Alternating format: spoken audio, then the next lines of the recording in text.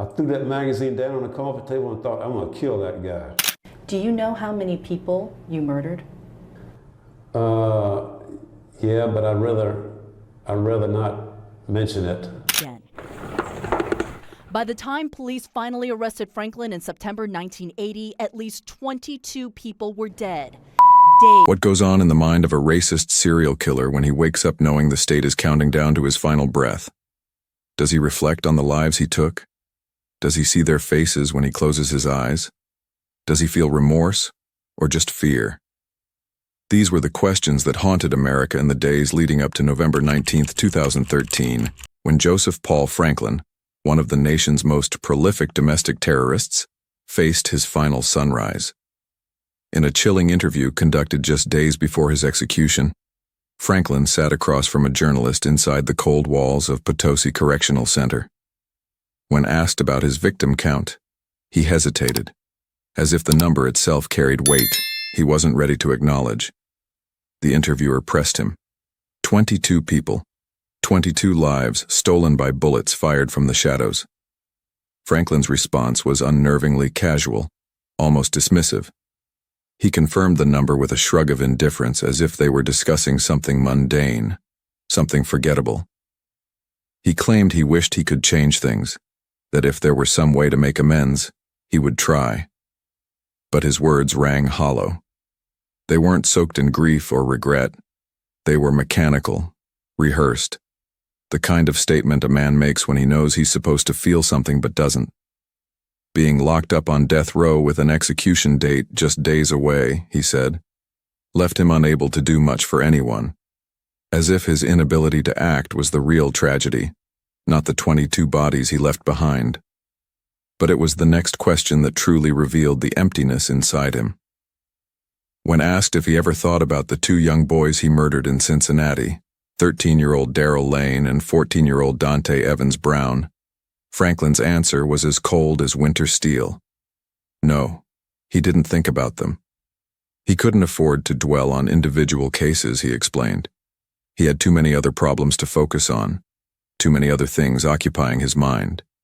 2 children, gunned down in cold blood, and to him, they were just names on a list he preferred not to revisit. When reminded that they were just boys, barely teenagers, his response was a single, flat acknowledgement.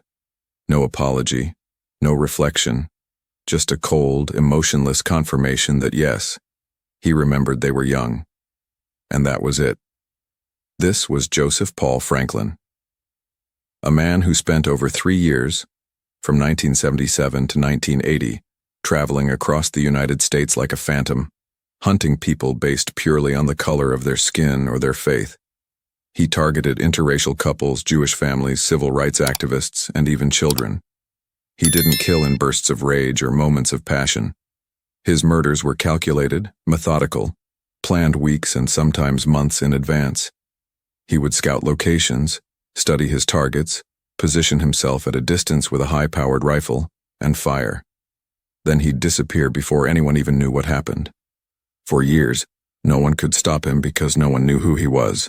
By November 2013, Franklin had been sitting on death row for over 3 decades. 33 years of appeals, legal motions, and courtroom battles. 33 years of claiming he had changed, that he had found religion, that he no longer believed in the hatred that once defined him. But his words in that final interview told a different story. They revealed a man who, even at the edge of death, couldn't summon the humanity to acknowledge the suffering he caused.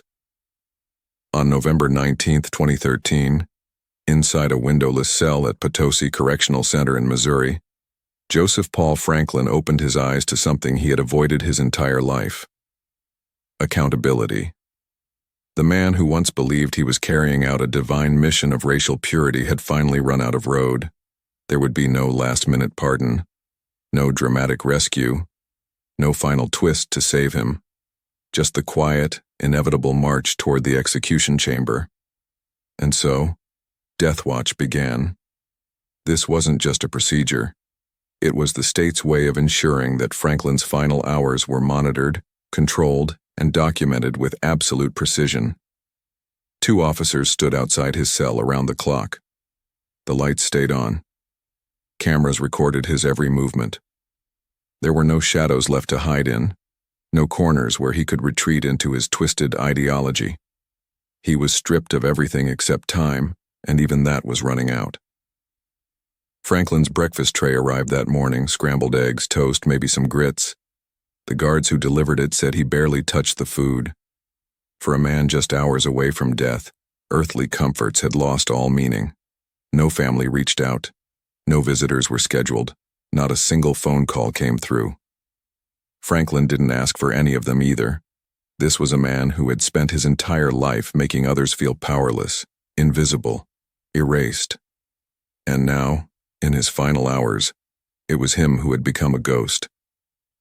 Behind the prison gates, officers and administrators moved with quiet efficiency, preparing for what was to come. Execution protocol is built on precision. Every step is logged, every vial checked, every second accounted for. But inside Franklin's cell, none of that noise reached him. The outside world had gone silent. And so had he. What disturbed many of the staff who saw him that day wasn't what he said because he said nothing. It was the look in his eyes. No rage, no panic, no fear. Just a hollow, quiet acceptance, as if death was something he had already rehearsed in his mind 1,000 times. But this story wasn't over yet. Because just when it seemed like the final hours were locked into place, just when the state of Missouri appeared ready to carry out the sentence that had been delayed for over 3 decades, a bombshell dropped. A federal judge issued a temporary stay of execution, questioning the drugs Missouri planned to use in the lethal injection. The focus was on pentobarbital, a powerful sedative the state had sourced from an undisclosed pharmacy. Critics argued its use could cause unnecessary suffering, potentially violating the Eighth Amendment's prohibition against cruel and unusual punishment.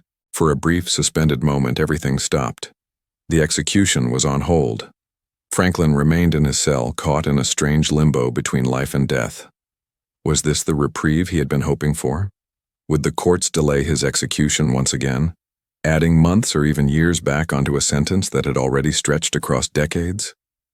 Or was this just one final flicker of hope before the inevitable? Inside the prison, no one knew. The warden waited. The staff stood by, and Franklin, silent as ever, simply sat in his cell. He didn't smile at the news. He didn't ask questions. He just waited, the same way he had waited for 33 years. But this time, the waiting wouldn't last long, because by nightfall, the 8th U.S. Circuit Court of Appeals reversed the decision. The stay was lifted. The execution would proceed. And for Joseph Paul Franklin, the final countdown had truly begun. This is the story of a man who believed hate could change the world. A man who turned that belief into a 3-year killing spree that left at least 22 people dead and countless others scarred forever. It's the story of how he became a monster, how he evaded capture, and how justice, though delayed, finally caught up with him. But before we witness his final moments in that execution chamber, we need to go back. Back to where it all started. Back to a broken home in Mobile, Alabama, where a young boy named James Clayton Vaughn Jr. would one day transform into Joseph Paul Franklin, one of America's most dangerous domestic terrorists. Because to understand the end, we must first understand the beginning. Before he became one of the most feared domestic terrorists in American history, Joseph Paul Franklin was just another angry young man with a broken past. But somewhere along the way, that anger stopped simmering and started boiling. The question that haunted investigators, psychologists, and the families of his victims for decades was simple, yet profound. How does a child become a monster? What transforms an ordinary boy into a man capable of hunting strangers based solely on the color of their skin? The answer, like most uncomfortable truths, begins in a place that should have been safe. Home. Joseph Paul Franklin was born James Clayton Vaughn Jr. on April 13, 1950, in Mobile, Alabama. The Deep South in the 1950s was a powder keg of racial tension, segregation, and simmering violence. But for young James, the chaos outside his front door paled in comparison to the storm raging inside his own house. His childhood wasn't just difficult. It was a masterclass in neglect, abuse, and emotional abandonment. His father was an alcoholic, the kind of man who disappeared for days at a time, leaving behind only empty bottles and broken promises. When he was home, he was either passed out drunk or lashing out in anger. There was no stability, no guidance, no example of what a father should be. Just a hollow shell of a man drowning in his own demons while his children watched helplessly from the sidelines. Young James learned early that fathers don't protect. They hurt. They leave. They fail his mother. Overwhelmed and mentally unstable, struggled to keep the family together. But she was fighting a losing battle. With an absent, alcoholic husband and mounting financial pressures, she crumbled under the weight of it all. She wasn't cruel, not intentionally, but she was incapable of providing the warmth and security a child desperately needs. James grew up feeling like he was invisible, like he didn't matter, like he was a burden no one wanted to carry. And so the family moved, again and again. Mobile, Alabama, then somewhere else after that. By the time James was a teenager, he had lived in multiple cities across the South. Each move meant a new school, new faces, new attempts to fit in that always ended the same way. He was the outsider, the quiet kid in the back of the classroom who never quite belonged, the one other kids ignored or, worse, mocked. At school, James was small for his age, awkward and painfully shy. He had trouble making friends. He had trouble keeping up academically. He had trouble controlling the rage that was slowly building inside him. Teachers noticed something off about him, something dark lurking beneath the surface, but no one intervened. This was the 1960s. Kids like James, kids who were quiet and kept to themselves, were often overlooked. As long as they weren't causing trouble, no one asked questions. But trouble was coming. It just hadn't surfaced yet. James retreated inward. He spent hours alone, lost in his own thoughts, nursing resentments that grew with each passing year. He felt abandoned by his father, neglected by his mother, rejected by his peers. The world, as far as he could tell, had no place for him. And when a young boy feels that kind of isolation, that kind of worthlessness, he begins searching for something, anything, to make sense of the pain. For some kids, it's sports. For others, it's art or music or books. But for James Clayton Vaughn Jr., it was rage. Pure, unfiltered rage. And that rage needed a target. At first, it was small things. Fits of anger that came out of nowhere. Violent outbursts over minor slights. He'd lash out at classmates, throw things, storm off. Teachers chalked it up to hormones, to a rough home life, to a kid acting out. But it was more than that. It was a fuse, slowly burning towards something catastrophic. As James entered his teenage years, something else began to take root. A need to belong. A desperate, aching need to be part of something bigger than himself. He wasn't popular. He wasn't smart. He wasn't athletic. But he could be angry. And in the world he was growing up in, a world still violently divided along racial lines, anger had plenty of places to go. He started listening. Really listening. To the conversations adults had when they thought kids weren't paying attention. To the whispers at family gatherings, the casual slurs thrown around like punctuation, the offhand comments about them and those people. In Mobile, Alabama, in the 1950s and 60s, racism wasn't just acceptable. It was woven into the fabric of daily life. And for a boy desperately searching for something to hold on to, those ideas didn't sound wrong. They sounded like answers. If James felt powerless, unwanted, invisible, well, maybe it wasn't his fault. Maybe someone else was to blame. Maybe the reason his life was falling apart wasn't because of his father's alcoholism or his mother's inability to cope. Maybe it was because of them. The outsiders. The ones who didn't belong. The ones who were ruining everything. It was a simple, seductive lie. And James, broken and desperate, swallowed it whole. By his late teens, James had dropped out of school. There was no future there for him. Or at least that's what he told himself. He drifted from job to job, never staying anywhere long enough to build anything meaningful. He worked odd jobs just enough to scrape by. He slept on couches in cheap motels, sometimes in his car. He had no direction, no ambition, no hope. Just anger and a growing obsession with the idea that the world owed him something. And then, in his early 20s, something happened that should have changed everything. He met a woman. She saw something in him, something worth saving. And for a brief, fragile moment, it looked like James Clayton Vaughn Jr. might actually build a normal life. They got married. They talked about the future. Maybe, just maybe, he could escape the cycle of pain and dysfunction that had defined his childhood. But broken people don't heal just because they fall in love. They bring their damage with them. And James brought all of his behind closed doors away from the world. The mask slipped.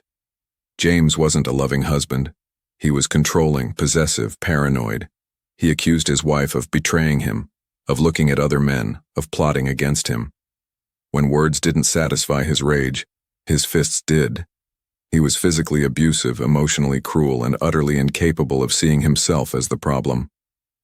According to him, she was the issue. She didn't understand him. She didn't respect him. She didn't love him the way she should. The marriage didn't last. How could it? And when it finally crumbled, when she left him and filed for divorce, James didn't take responsibility. He didn't reflect on his behavior or seek help. He blamed her. He blamed society. He blamed the changing world around him that, in his twisted mind, was falling apart because people like him, white men who felt forgotten, were being left behind. His anger, once unfocused and directionless, now had clarity, and clarity is a dangerous thing in the hands of a broken man. James started searching for something bigger, something that would validate the rage boiling inside him. He needed a cause, a mission, a reason to keep going, and he found it in the darkest corners of American extremism. He began attending meetings of white supremacist groups, listening to hate-filled speeches that told him everything he wanted to hear. It wasn't his fault. It was never his fault. The world was broken because of them, the blacks, the Jews, the race mixers, and something had to be done about it. For the first time in his miserable life, James felt like he belonged somewhere. These people understood him. They saw the world the way he did.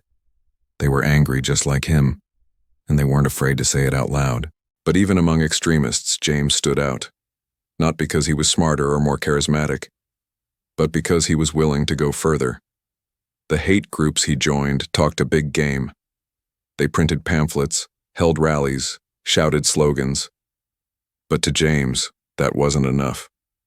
Words didn't change anything. If you really believed the world was under attack, if you really thought something had to be done, then you had to act. And so, gradually, James began to pull away from the groups, not because he disagreed with their ideology, but because they were too soft, too hesitant, too afraid to do what needed to be done. He didn't need a movement. He didn't need followers. He needed a mission, and he was ready to carry it out alone. He started reading, obsessively, books by radical extremists, Nazi propaganda, conspiracy theories about race wars and global plots. He consumed it all, turning hate into a philosophy, violence into a calling. He studied guerrilla warfare tactics, sniper techniques, weapons handling. He wasn't just angry anymore. He was preparing, training, planning.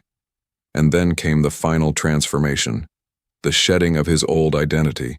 James Clayton Vaughn Jr., the broken boy from Mobile, wasn't enough anymore. That name carried failure, weakness, rejection.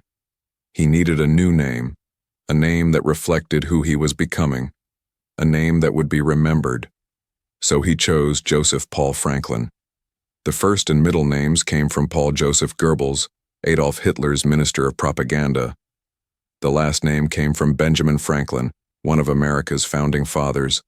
It was a calculated, deliberate choice, a fusion of Nazi ideology and American heritage, a name designed to carry weight, to signal purpose, to announce that he wasn't just some angry drifter anymore.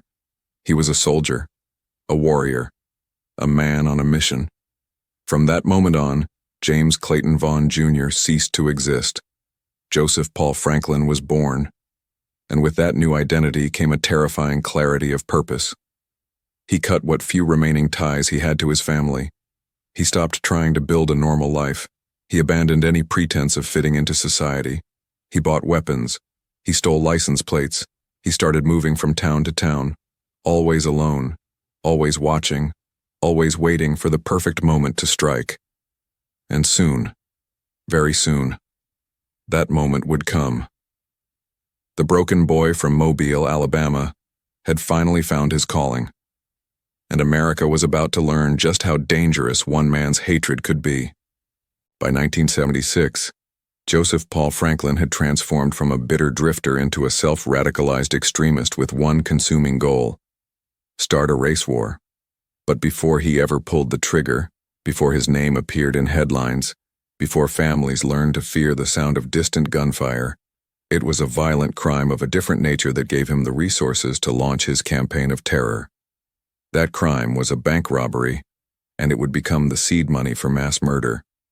On a humid afternoon in Montgomery, Alabama, Franklin walked into a small bank with a weapon and a plan. The robbery itself was quick and brutal, executed with the kind of cold efficiency that would later define his killing spree. He didn't linger. He didn't make speeches or declarations. He grabbed what he could, several $1,000s in cash, and disappeared before law enforcement could respond. For most criminals, that money would have been spent on survival, on drugs, on fleeting pleasures. But Franklin had something else in mind, something far more sinister. With cash in hand and no ties to hold him back, Franklin vanished from the grid. He stopped using his real name entirely. He acquired multiple fake identification documents, each one carefully crafted to help him move across state lines undetected. He purchased weapons, not just one or two, but an arsenal, high-powered rifles with scopes, ammunition by the hundreds of rounds. He studied maps marking cities with significant Jewish populations, areas known for interracial couples, places where, in his twisted mind, America's racial purity was being corrupted. This wasn't random violence brewing. This was a methodical, calculated plan of domestic terrorism, and Franklin was ready to execute it. His first target wasn't a person. It was a symbol. On a warm night in July 1977, Franklin drove to Chattanooga, Tennessee, parking his car several blocks away from Beth Shalom Synagogue. He had scouted the location days earlier, studying the building's layout, the surrounding streets, the best escape routes. Under the cover of darkness, he approached with a gasoline-filled bottle, a crude but effective firebomb. He lit the rag, watched the flame catch, and hurled it toward the synagogue. The explosion wasn't massive, but it was enough. Flames erupted against the side of the building, licking up the walls, shattering windows. Fortunately, the damage was contained. No one was inside. No one was hurt. But for Franklin, this wasn't a failure. It was a test run, a proof of concept. He had acted on his beliefs, struck at what he considered an enemy, and escaped without a trace. The authorities investigated, but with no witnesses and minimal evidence, the case went nowhere. Franklin drove away feeling emboldened, validated, ready for more. But fire wasn't enough. Symbols weren't enough. If Franklin truly wanted to start a race war, he needed to kill. And just 1 month later, he found his first victims. On August 20th, 1977, in Madison, Wisconsin, Franklin spotted them in the parking lot of East Town Mall. Alphonse Manning Jr., a young black man, and his white girlfriend, Tony Schwen. To most people, they were just a couple, two young people in love, enjoying a summer afternoon of shopping. To Franklin, they represented everything he believed was destroying America, an interracial relationship, a violation of what he saw as natural racial boundaries. In his warped ideology, they deserved to die. Franklin had been watching them, not just that day, but for hours, possibly longer. He had followed them inside the mall, observing from a distance, confirming what he already suspected. When they finally returned to their car, laughing, completely unaware of the danger lurking nearby, Franklin was ready. Hidden in the shadows with a scoped rifle, he took aim. The first shot rang out sharp and sudden, then the second. Both Alphonse Manning Jr. and Tony Schwen collapsed instantly. Their lives ended in a heartbeat. Franklin didn't stay to watch. He didn't need to. He had done what he came to do. He calmly packed his rifle, walked back to his car, and drove away. No sirens followed him. No helicopters tracked his movement. He simply disappeared into the American landscape, one more faceless traveler on the highway, carrying the weight of 2 fresh murders and feeling, for perhaps the first time in his miserable life, a sense of purpose. In the days and weeks that followed, Madison police launched an investigation. Witnesses were interviewed. The crime scene was analyzed, but the leads went nowhere. There were no clear suspects, no obvious motive beyond the horrifying reality that someone had targeted an interracial couple. The case remained open but unsolved, filed away with hundreds of other violent crimes that would never see justice. But Franklin wasn't finished. Not even close. What he had just done in that parking lot wasn't an isolated incident. It was the beginning. The first strike in what would become a multi-year, cross-country killing spree. He had proven to himself that he could kill without being caught. He had proven that his ideology could be turned into action. And most dangerously of all, he had tasted what it felt like to take a life in service of his twisted cause. From that moment forward, Joseph Paul Franklin became something far more dangerous than a hate-filled extremist. He became a serial killer with a mission. And America, still unaware of the monster now hunting its streets, was about to pay a terrible price. City after city, victim after victim, Franklin would leave a trail of blood that stretched from the Midwest to the Deep South, from suburban parking lots to urban street corners, and for years, no one would stop him, because no one even knew his name. By the end of 1977, Joseph Paul Franklin was no longer just a man on a mission. He was a phantom killer, leaving behind chaos and fear in city after city. His attacks were swift, brutal, and often carried out from a distance. And yet for months he remained completely undetected. But his campaign of terror was only beginning, and the body count was about to rise dramatically. On October 8, 1977, Franklin set his sights on a synagogue in St. Louis, Missouri. As families gathered outside Brith Shalom Knesset Israel congregation after services, Franklin positioned himself on a nearby rooftop. Hidden and calm, he waited, then fired. Gerald Gordon, a respected figure in the local Jewish community, was shot and killed instantly. 2 others were wounded, their screams piercing the peaceful afternoon. This wasn't a back alley shooting or an isolated parking lot ambush. This was a targeted attack on a place of worship, a hate crime in its purest, most chilling form. The FBI began watching more closely, but Franklin had already moved on. A few months later, he reappeared in Doraville, Georgia, where he fatally shot Harold McIver, a black Taco Bell manager, through the restaurant window from over 150 yards away. Franklin would later confess to the murder, explaining with disturbing casualness that McIver had been too friendly with white women. Again, no arrests were made. No one suspected Franklin. His weapon of choice, a high-powered rifle. His method, a single shot from a distance, followed by a quick escape. And he wasn't slowing down. In May 1980, Franklin made what would become one of his most notorious moves. In Fort Wayne, Indiana, civil rights activist and Urban League president Vernon Jordan was shot and seriously wounded as he walked to his car after a dinner meeting. The bullet tore through Jordan's back, nearly killing him. At first, Franklin denied involvement. Authorities arrested and charged him, but with no direct evidence linking him to the crime, he was acquitted. Years later, during a jailhouse interview, Franklin admitted it with a chilling smile. He had pulled that trigger. He had tried to assassinate one of America's most prominent civil rights leaders. And for years, he got away with it.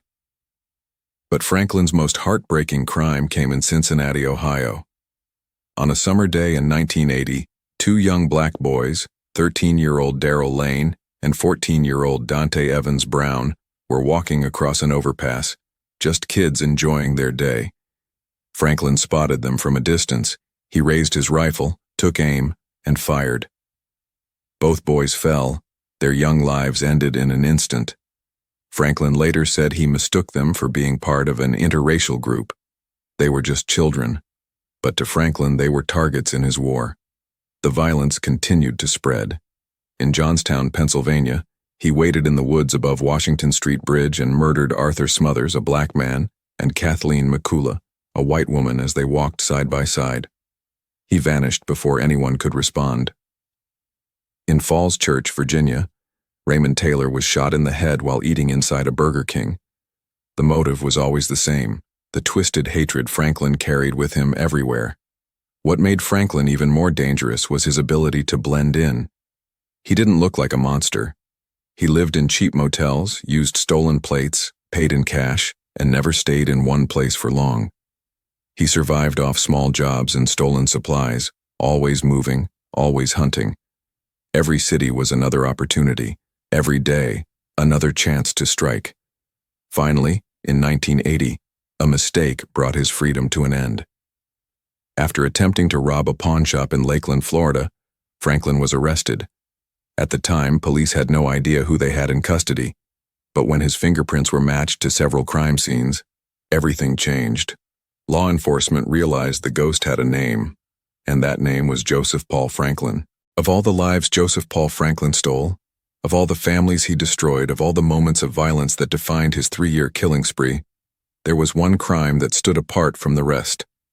One act so cruel, so senseless, so utterly devoid of humanity, that even hardened investigators struggled to comprehend it. The murder of 2 children on a Cincinnati overpass in June 1980. It was a warm summer afternoon, the kind of day when kids spill out of their homes looking for adventure. 13-year-old Darrell Lane and 14-year-old Dante Evans Brown were doing exactly that. Best friends, inseparable. They were walking across a railroad overpass in the West End neighborhood of Cincinnati, laughing, talking, enjoying the freedom that only childhood summers provide. They had no idea they were being watched. No idea that somewhere in the distance, hidden from view, a man with a high-powered rifle had them in his sights. Franklin had been driving through Cincinnati, hunting as he always did, looking for what he called targets. When he spotted the 2 boys, something in his twisted mind clicked. Years later, during one of his confessions, he would claim he thought they were with white girls, that he believed they were part of an interracial group. But that was a lie. Witnesses confirmed the boys were alone. There were no girls, no interracial couple. Just 2 black children walking across a bridge. But Joseph Paul Franklin didn't need a reason. He had already decided that people like Darrell and Dante didn't deserve to live. So he raised his rifle, steadied his aim, and fired. The first shot rang out, echoing across the neighborhood. Then the second. Both boys collapsed instantly. Darrell Lane died at the scene. Dante Evans Brown was rushed to the hospital, fighting for his life, but he too would succumb to his injuries. 2 young lives, snuffed out in seconds by a man who didn't even know their names. The community was devastated. Parents pulled their children inside, afraid to let them play in their own neighborhoods. Schools held assemblies. Churches hosted vigils. The West End, a predominantly black neighborhood already struggling with poverty and neglect, was now gripped by terror. Who had done this, and why? The senselessness of it was almost too much to bear. These weren't activists or public figures. They weren't involved in anything controversial. They were just kids, and someone had hunted them like animals. The Cincinnati Police Department launched a massive investigation. Witnesses were interviewed. The crime scene was processed. Ballistics experts analyzed the bullets. But the trail went cold almost immediately. There were no clear suspects, no motives, no witnesses who could identify the shooter. The case joined the growing list of unsolved murders that, unbeknownst to investigators at the time, were all connected to the same man. But Franklin's attacks on the innocent didn't stop in Cincinnati. In Johnstown, Pennsylvania, he positioned himself in the woods overlooking the Washington Street Bridge and waited. When Arthur Smothers, a black man, and Kathleen McCullough, a white woman, walked by together, Franklin opened fire.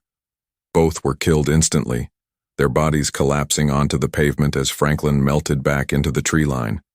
By the time police arrived, he was miles away, already planning his next move. In Falls Church, Virginia, Franklin walked into a Burger King in broad daylight. Inside, Raymond Taylor, a young black man, sat eating his meal, completely unaware of the danger approaching. Franklin raised his pistol and shot him in the head, execution style, then calmly walked out of the restaurant and disappeared into the crowded parking lot. Witnesses were too shocked to react. By the time they called for help, Franklin was gone. What made these crimes even more chilling was the randomness. Franklin didn't know these people. He had no personal grudge against Darrell Lane or Dante Evans Brown. He had never met Arthur Smothers, Kathleen McCullough, or Raymond Taylor. They were simply in the wrong place at the wrong time, living their lives in a way that offended Franklin's hateful worldview. And for that, they paid with their lives. Investigators across multiple states were starting to notice patterns: similar weapons, similar methods, victims targeted for racial reasons. But without a central database or coordinated effort, the dots remained unconnected. Franklin moved too quickly, struck too unpredictably, and left behind too little evidence. He was a ghost, haunting America one city at a time, leaving devastation in his wake. But ghosts can't hide forever, and Franklin's luck was about to run out. For 3 years, Joseph Paul Franklin had lived like a ghost. He slept in his car, parked in rest stops in wooded areas far from prying eyes. He moved constantly, never staying in one city for more than a few days, never using the same motel twice. He survived on cash from odd jobs and petty thefts, eating cheap fast food and canned goods purchased from gas stations along lonely highways. His life was stripped down to its most basic elements: drive, hunt, kill, disappear, repeat. He kept his weapons wrapped in blankets in the trunk of his car, always within reach. He used stolen license plates, swapping them out every few hundred miles to avoid detection. He grew his hair long, changed his appearance frequently, and used multiple fake names. To anyone who encountered him, he was just another drifter, another faceless traveler passing through. No one suspected that the quiet man buying cigarettes at the counter or pumping gas at 3 a.m. had murdered over 20 people. But even the most careful killers make mistakes. And in October 1980, Joseph Paul Franklin made his. He had driven to Lakeland, Florida, a small city he'd never visited before. Money was running low, and Franklin decided to rob a blood bank to get quick cash. It was a strange target, not a traditional bank or convenience store, but Franklin believed it would be an easy score. He was wrong. The robbery went badly from the start. Employees triggered a silent alarm, and within minutes, police surrounded the building. Franklin tried to flee, but he was caught in the parking lot, tackled to the ground, and placed in handcuffs. At first, law enforcement had no idea who they had just arrested. To them, he was just another small-time criminal caught in a botched robbery. They booked him under one of his fake names, processed his fingerprints, and prepared to charge him with armed robbery. It should have been a routine case. But then something extraordinary happened. When Franklin's fingerprints were run through the national database, red flags started appearing. One match, then another, then another. Detectives in multiple states had submitted prints from unsolved crime scenes, murders that had stumped investigators for years. And now, those prints were lighting up on their screens, all connected to the man sitting in a Florida jail cell. Within hours, FBI agents descended on Lakeland. Detectives from Missouri, Ohio, Pennsylvania, Indiana, and Georgia arrived with case files, ballistics reports, and photographs of crime scenes. The pieces of a horrifying puzzle were finally coming together. The ghost had a face. The killer had a name: Joseph Paul Franklin. In the interrogation room, Franklin didn't deny who he was. He didn't demand a lawyer or refuse to speak. Instead, he did something that shocked even seasoned investigators. He confessed. Not reluctantly, not under pressure, but almost eagerly. He admitted to over 20 racially motivated killings. He described his targets in detail: the interracial couples, the Jewish families, the civil rights activists, the children. He explained his weapons, his methods, the cities he had traveled to, and the reasoning behind each attack. What disturbed detectives most wasn't just what Franklin said, but how he said it. There was no remorse in his voice, no shame, no recognition of the suffering he had caused. He spoke about murder the way someone might discuss a job they'd completed: clinical, detached, matter of fact.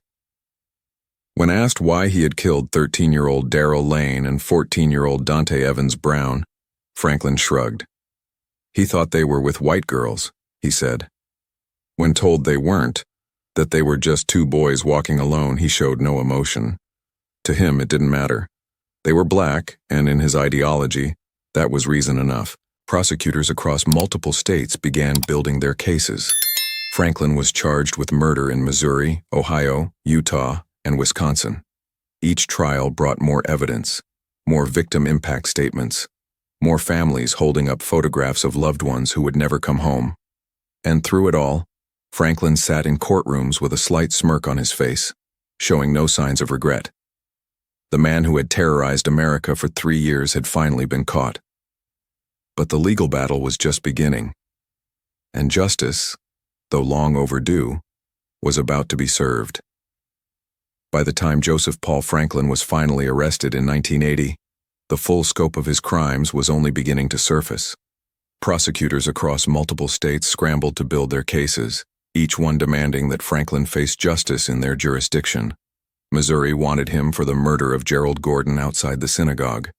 Ohio sought charges for the deaths of Darrell Lane and Dante Evans Brown. Utah had evidence linking him to other killings. Wisconsin wanted him tried for the murders of Alphonse Manning Jr. and Tony Schwen. The legal system, overwhelmed by the sheer magnitude of his crimes, prepared for what would become a decades-long judicial saga. Franklin's first major trial came in 1981. As he sat in the courtroom, shackled and surrounded by armed guards, he showed no emotion. Victims' families filled the gallery, many of them seeing the face of their loved one's killer for the first time. Some wept quietly. Others stared at him with barely contained rage. Franklin barely acknowledged them. He sat with his arms crossed, occasionally whispering to his attorney, his face a mask of cold indifference. Witness after witness took the stand. Survivors described the moment bullets tore through their bodies. Family members spoke about children who would never grow up, parents who would never see grandchildren, futures stolen in an instant. Crime scene photographs were displayed, each one more horrifying than the last. Ballistics experts testified that the bullets recovered from victims matched weapons found in Franklin's possession. The evidence was overwhelming, undeniable, damning. Yet Franklin showed no remorse. During one trial, when asked if he had anything to say to the families, he simply shook his head. No apology, no explanation, just silence. His attorneys argued insanity, claiming their client was mentally ill, driven by delusions. But prosecutors painted a different picture. This wasn't a man who had lost touch with reality. This was a man who had planned meticulously, evaded capture for years, and executed his victims with chilling precision. He knew exactly what he was doing, and he did it anyway. The convictions came one after another. Guilty, guilty, guilty. Each verdict brought a small measure of relief to grieving families, but it wasn't enough. Not yet. Because despite the mounting convictions, Franklin remained alive. He was sentenced to multiple life terms in various states, but for many, life in prison wasn't justice. Not for a man who had stolen so many lives without hesitation. Then in 1997, something changed. The state of Missouri convicted Franklin for the murder of Gerald Gordon, the man he had shot outside Brith Sholem Knesset Israel congregation in 1977. This time, the sentence was different. The judge looked Franklin in the eyes and delivered the words families had been waiting years to hear: death by lethal injection. Joseph Paul Franklin was now a condemned man. But even then, the waiting wasn't over. Franklin immediately began flooding the courts with appeals. He challenged the conviction, claiming procedural errors. He argued that lethal injection constituted cruel and unusual punishment, a violation of his constitutional rights. He filed motions about prison conditions, about the competency of his legal representation, about anything and everything that might delay the inevitable. The irony was almost unbearable. A man who had shown his victims no mercy, who had given them no chance to appeal for their lives, was now using every legal tool available to save his own. Years turned into decades. Franklin sat on death row at Potosi Correctional Center, aging slowly behind bars. His hair turned gray. His body weakened. The man who had once traveled freely across America hunting at will was now confined to a small cell, his world reduced to concrete walls and steel bars. During this time, Franklin began claiming he had changed. He told journalists that he had found religion, that he no longer believed in white supremacy, that isolation had forced him to reflect on his crimes. He gave interviews where he spoke about redemption and transformation. But for the families of his victims, his words rang hollow. Where was this reflection when Darrell Lane and Dante Evans Brown lay dying? Where was this remorse when he pulled the trigger on Gerald Gordon? 33 years passed. 33 years of legal battles, appeals, and delays. But finally, in 2013, the appeals ran out. The courts had spoken their final word. Joseph Paul Franklin's execution date was set, November 20th, 2013. After more than 3 decades, justice was finally coming. On November 19th, 2013, inside a cold, windowless cell at Potosi Correctional Center in Missouri, Joseph Paul Franklin opened his eyes to the one thing he could never escape: time. Time that had once felt infinite during his 3 decades behind bars, now reduced to mere hours. The man who once believed he was carrying out a twisted mission of racial purity had finally run out of road. There would be no fanfare, no final campaign to save him, just the silent arrival of his final sunrise. And with it, Death Watch. Death Watch isn't just a procedure. It's a psychological breakdown in real time. From the moment Franklin was placed under that status, he was no longer treated like an inmate. He became an obligation, a name on a list that had to be managed, observed, and executed with precision. 2 officers were assigned to monitor him around the clock. Every movement logged, every breath accounted for. The lights in his cell stayed on, harsh fluorescent bulbs that eliminated every shadow. Cameras recorded continuously, capturing every angle of the small space that had become his final home. There were no corners left to hide in, no moments of privacy, no escape from the weight of what was coming. But Franklin didn't panic. He didn't cry. He didn't pace his cell or pound on the walls. He simply sat there, still, cold, silent. His breakfast tray arrived at 6 in the morning, scrambled eggs, toast, maybe some grits, standard prison fare. The guards who delivered it said he barely touched the food. A few bites perhaps, then nothing. For a man just hours away from death, earthly comforts had lost all meaning. Food was just fuel for a body that would soon stop functioning. Why bother? No family called. No visitors arrived. Not one letter came through the wire. Franklin didn't ask for them either. This was a man who had spent his entire life making others feel powerless, invisible, erased. And now, in these final hours, it was him who had become a ghost. The prison phone system was available. Chaplains were on standby. Legal counsel could have been summoned. But Franklin requested none of it. He sat alone, just as he had lived, isolated by his own hatred. Behind the prison gates, officers and administrators moved with quiet efficiency. Execution protocol is a process built on precision. Every step must be logged, every vial checked, every second accounted for. Medical staff prepared the lethal injection drugs, carefully measuring pentobarbital into syringes. Witnesses were contacted and briefed. The execution chamber was cleaned and inspected. Guards rehearsed their movements, ensuring there would be no mistakes, no delays, no complications. This was the state's final act of justice, and it had to be carried out flawlessly. But inside Franklin's cell, none of that noise reached him. The outside world had gone quiet, and so had he. What chilled many who encountered him that day wasn't what he said, because he said nothing. It was the emptiness behind his eyes. No rage, no fear, just a quiet acceptance, as if death was just another thing he had already rehearsed in his mind. Then, just when the final hours seemed locked into place, chaos erupted. A federal judge issued a temporary stay of execution. The order came down suddenly, questioning the drugs Missouri planned to use in the lethal injection. Critics argued that pentobarbital, sourced from an undisclosed pharmacy, could cause unnecessary suffering, potentially violating the Eighth Amendment's prohibition against cruel and unusual punishment. For a brief, suspended moment, everything stopped. Inside the prison, confusion spread. Guards exchanged uncertain glances. Administrators scrambled to understand what this meant. Would the execution be delayed? Would Franklin walk out of his cell alive?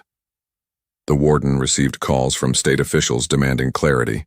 Victims' families, already emotionally drained from years of waiting, were devastated. Some had traveled hundreds of miles to witness Franklin's execution. Now, they were being told it might not happen. Franklin, when informed of the stay, showed little reaction. He didn't smile. He didn't ask questions. He didn't express relief or hope. He simply sat in his cell, waiting, as he had waited for 33 years. But this time, the waiting wouldn't last long. By nightfall, the 8th U.S. Circuit Court of Appeals reversed the decision. The stay was lifted.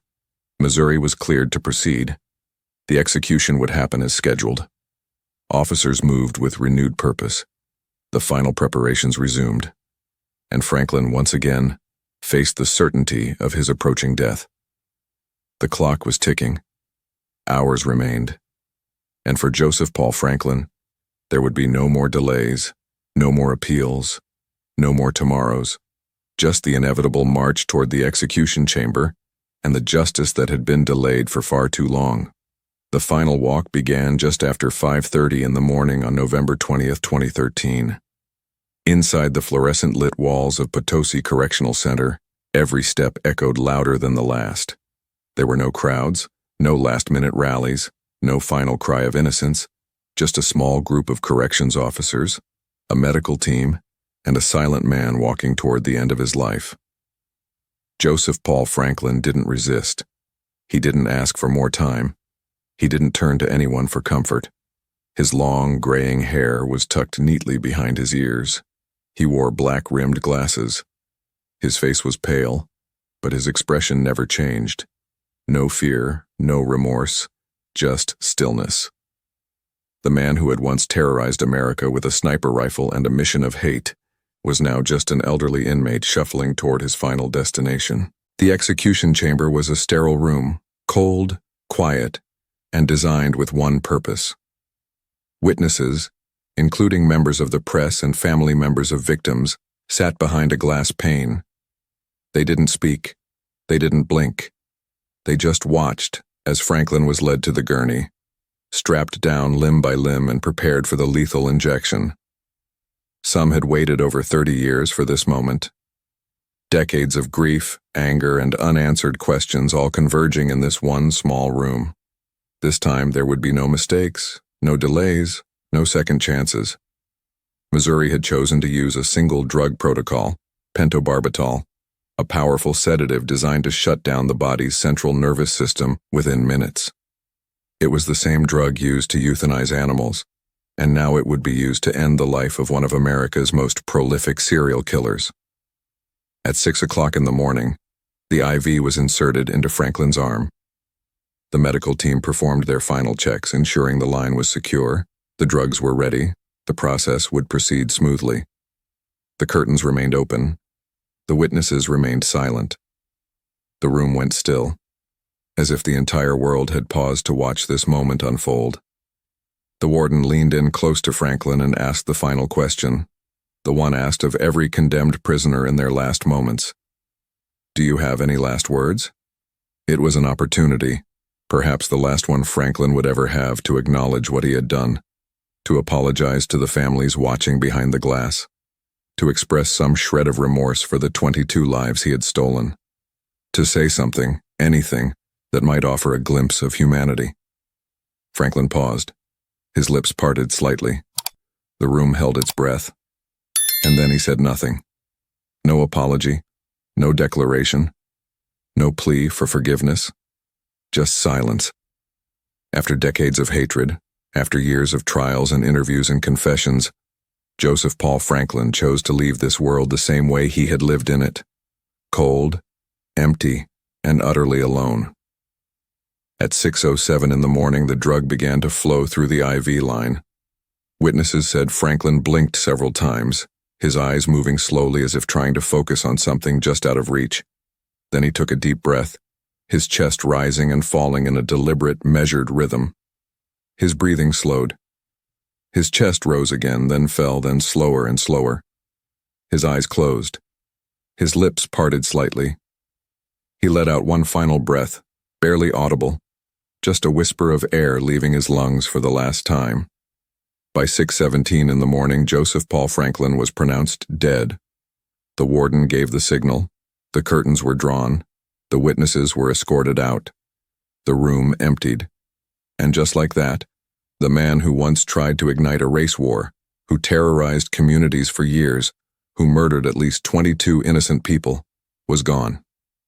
There were no riots, no vigils, no final message from behind bars, only an empty gurney and a closed chapter in America's long, dark history of hate. After the execution, Missouri Governor Jay Nixon issued a statement. The cowardly and calculated shootings committed by Joseph Paul Franklin were fueled by racial and religious hate. Today, justice has been served. But for the families of his victims, the pain didn't end with his final breath. Some expressed relief, grateful that the man who had stolen so much from them could never hurt anyone again. Others said nothing, because no sentence, even death, could bring back what he took. No execution could undo the decades of grief, the birthdays missed, the futures erased, the love lost forever. And as the lights in the chamber dimmed, a question hung in the air. Did he die at peace, or did he die the way he lived, alone, broken and empty? Joseph Paul Franklin was 63 years old when he was finally executed. He had spent 33 long years on death row, locked inside the concrete walls of Potosi Correctional Center. When he was arrested back in 1980, he was just 30 years old, a man in his physical prime, but already carrying the weight of more than 20 hate-fueled murders. Over the decades, Franklin watched time strip away the very power he once believed he held. 33 years is a lifetime to reflect, to regret, or to rot. And yet, in all that time, he never showed true remorse. When the end finally came on November 20th, 2013, Franklin wasn't the same man who once prowled American streets with a sniper rifle and a racist mission. His hair had grayed, his face was sunken, his body frail. The killer had aged, but the crimes never faded. For over 3 decades, the justice system waited. And when the needle pierced his skin at 6:07 in the morning, it wasn't just the end of Joseph Paul Franklin. It was the end of a shadow that had haunted America for far too long. Justice moved slow, but it moved. And when the drugs flowed through his veins that November morning, the life of one of America's most dangerous racists came to a quiet final stop. If this story made you think, hit that like button, subscribe for more deep true crime breakdowns, and let me know in the comments, was justice really served? Let's talk about it.